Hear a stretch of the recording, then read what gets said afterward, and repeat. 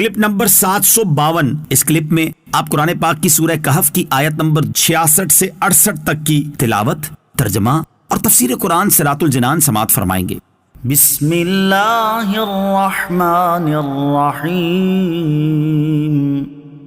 ترجمہ: اللہ کے نام سے شروع جو نہایت مہربان رحمت والا ہے۔ قال له موسى هل اتبعك على ان تعلمني مما علمت رشدا۔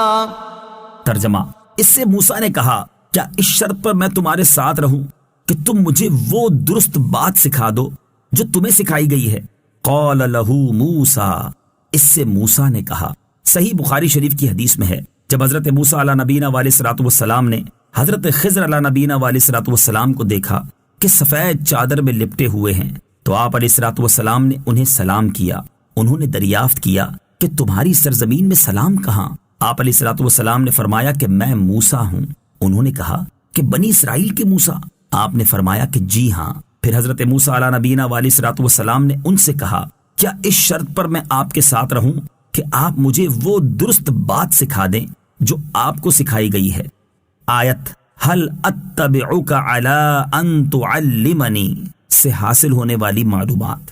اس آیت سے دو باتیں معلوم ہوئیں۔ نمبر 1، آدمی کو علم کی طلب میں رہنا چاہیے خواہ وہ کتنا ہی بڑا عالم ہو۔ نمبر 2، آدمی کو چاہیے کہ اپنے سے بڑے علم والے کے ساتھ خواہ وہ استاد ہو یا کوئی اور عاجزی اور ادب سے پیش آئے۔ حضرت خضر علیہ نبینا علیہ الصلوۃ والسلام نے حضرت موسیٰ کو جو جواب دیا وہ اگلی آیت میں مذکور ہے۔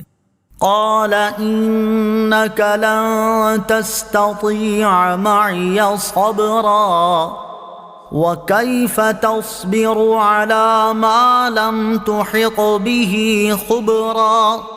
ترجمہ: جواب دیا آپ میرے ساتھ ہرگز نہ ٹھہر سکیں گے اور آپ اس بات پر کس طرح صبر کریں گے جسے آپ کا علم محیط نہیں۔ قال، کہا۔ تفسیر صراط الجنان میں ہے حضرت خضر علیہ نبینا علیہ الصلوۃ والسلام نے فرمایا آپ میرے ساتھ ہرگز نہ ٹھہر سکیں گے۔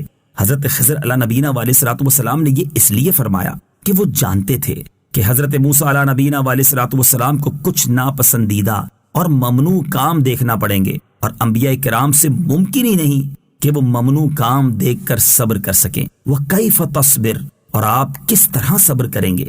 تفسیر صراط الجنان میں ہے حضرت خضر علیہ نبینا علیہ الصلوۃ والسلام نے اس ترک صبر کا عذر بھی خود ہی بیان فرما دیا اور فرمایا اور آپ اس بات پر کس طرح صبر کریں گے جسے آپ کا علم محیط نہیں اور ظاہر میں وہ ممنوع ہیں۔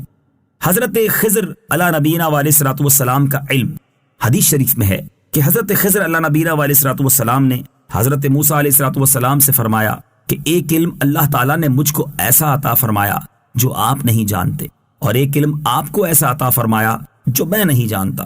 مفسرین و محدثین کہتے ہیں کہ جو علم حضرت